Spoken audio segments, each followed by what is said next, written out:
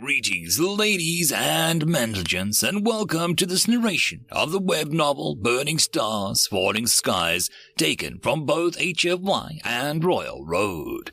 The link to the original will be down below, and as always, I hope that you enjoy. And if you do, please subscribe, like, and comment so that the great algorithm and all its wisdom decides to help grow this channel. Chapter 8.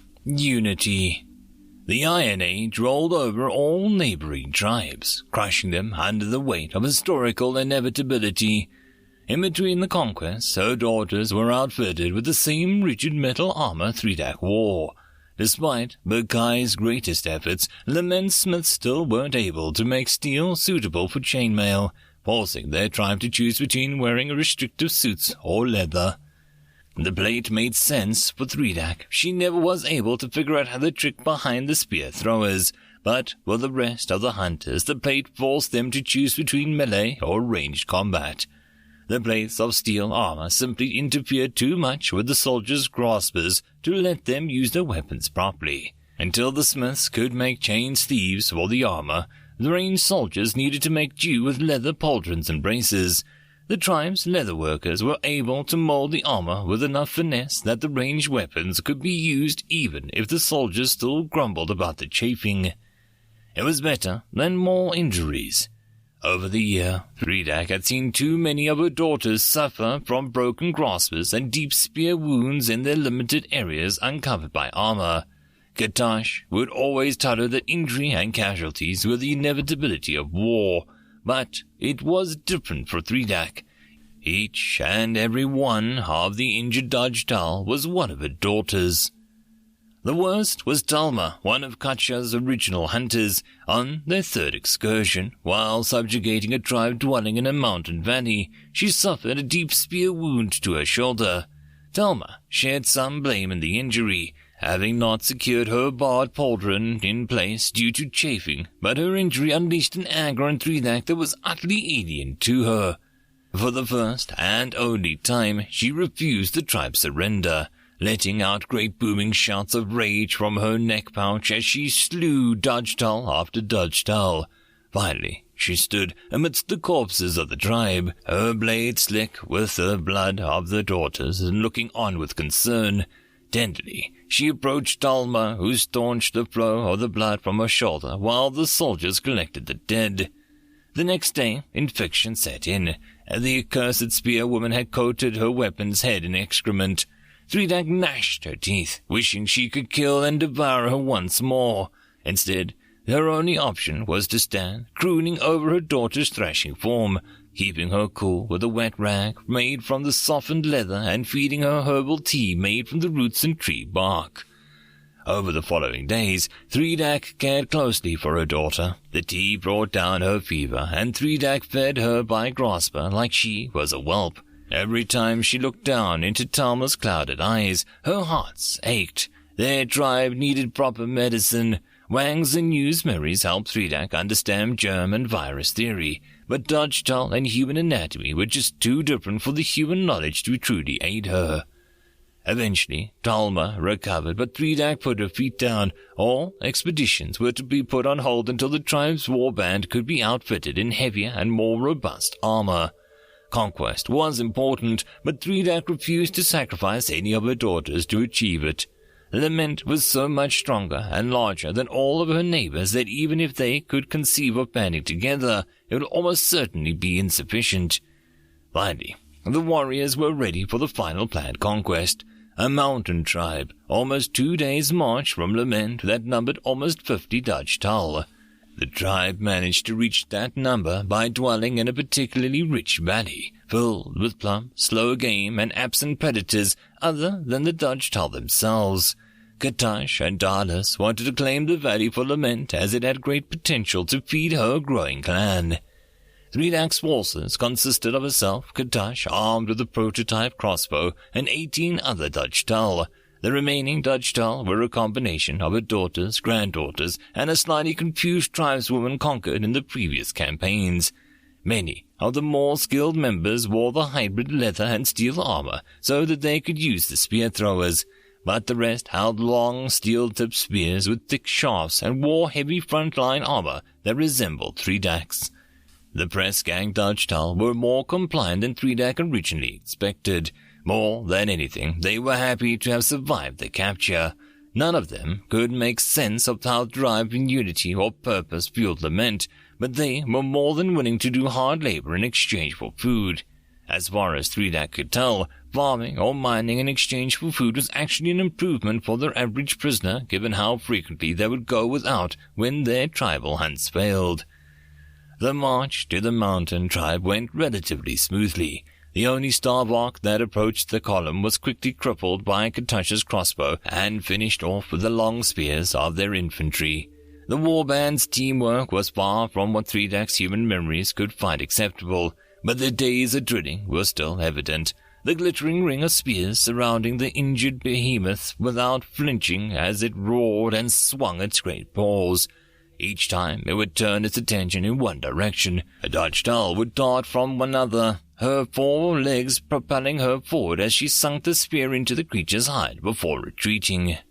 Even if Threedak wasn't satisfied with their progress, Katash was. They ate well that night, the grease and fat from the starvark's great earthen bulk causing the scales around their muzzles to glisten as they sat about the campfire telling stories of their memories.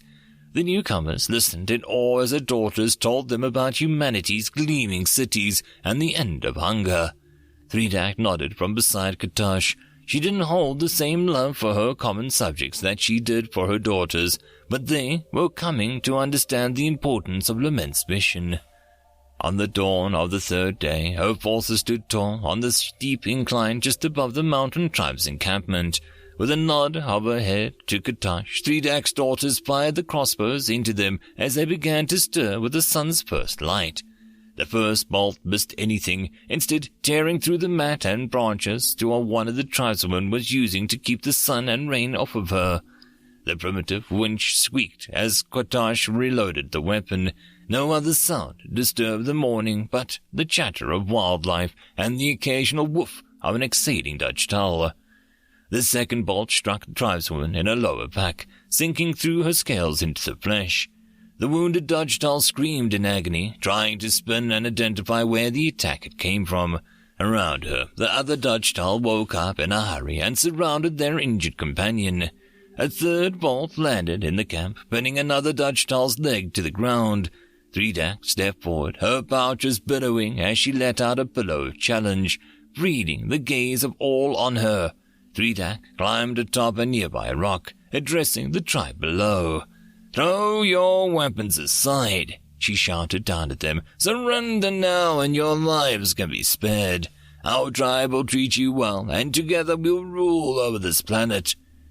Predictably, the mountain tribes began charging up the incline towards their forces. The 12 soldiers from Lament, wearing heavy plate and wielding large spears, set themselves in front of the hunters. Threedak stood firm behind the soldiers, sword held in both graspers and a smile upon her muzzle. Katash spent most of her previous day picking the site for their battle, and Threedak had to agree with her selection. The charge was doomed from the beginning. Before the mountain tribe made it halfway up the hill, another crossbow bolt landed amongst them, missing them all. Shortly thereafter, Lament's hunters launched their volley of spears, dropping 2 of the enemies. After a matter of seconds, another wave of spears landed amongst them. Although the spear throwers didn't have anywhere near the range of the crossbow, Katash prided herself on the speed with which her hunters could throw their spears. The only real limiting factor was the number of light spears they carried. Katash ensured that her hunters had no fewer than 30 on hand, more than enough to keep her there filled with spears for the entirety of the battle. The climb took its toll on the mountain tribe, leaving them puffing for breath and barely able to move at a jog. Many of them already fallen to all 6 legs, dropping their weapons as they struggled for purchase on the steep incline.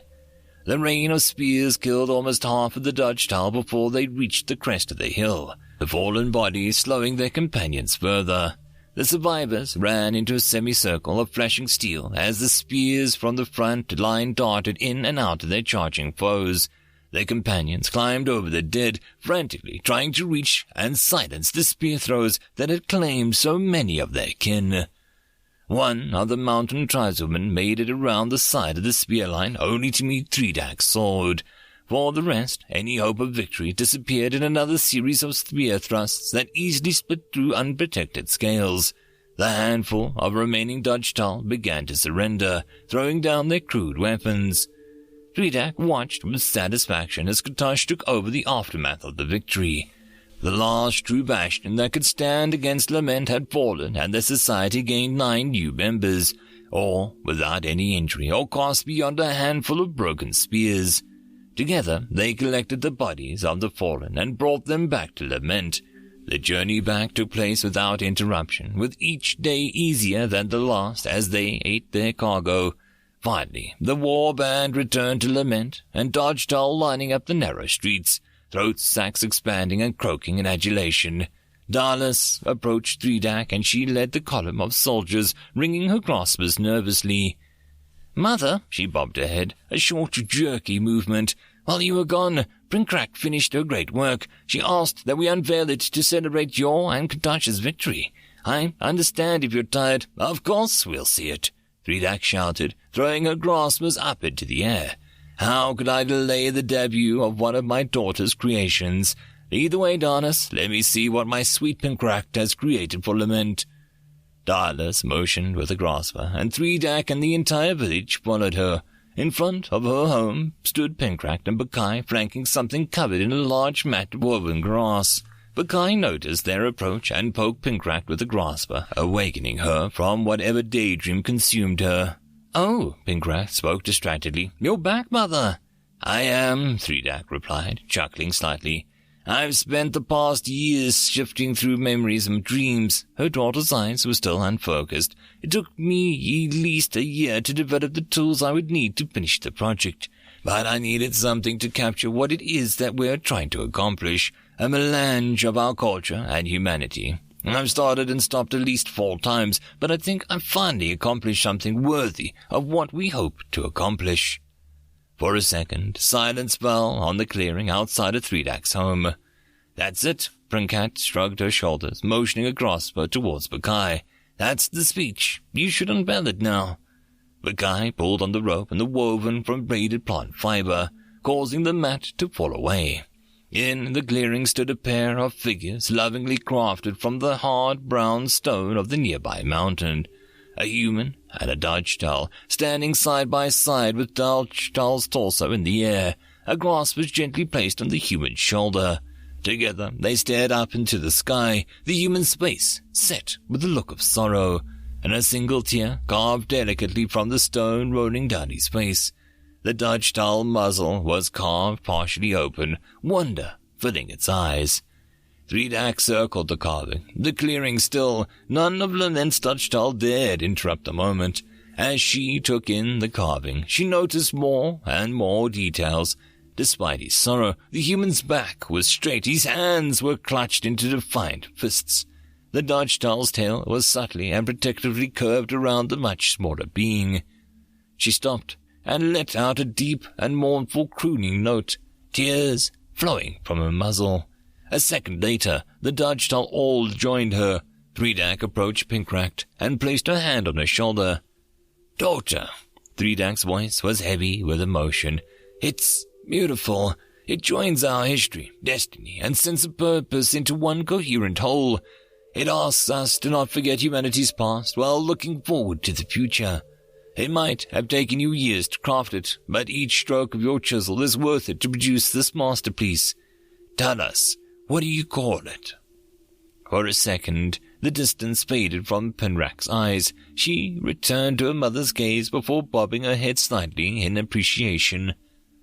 "Unity," she replied, her voice bright with conviction. End of chapter. And that, my friends, concludes this video. I hope that you enjoyed. If you enjoyed the story, please follow the link down below and let the author know.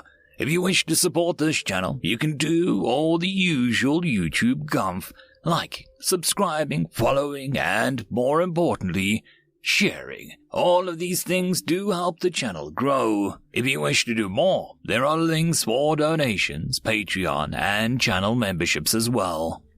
And until the next time, I hope that you all have a wonderful one. I'll see you in the next video. Cheers.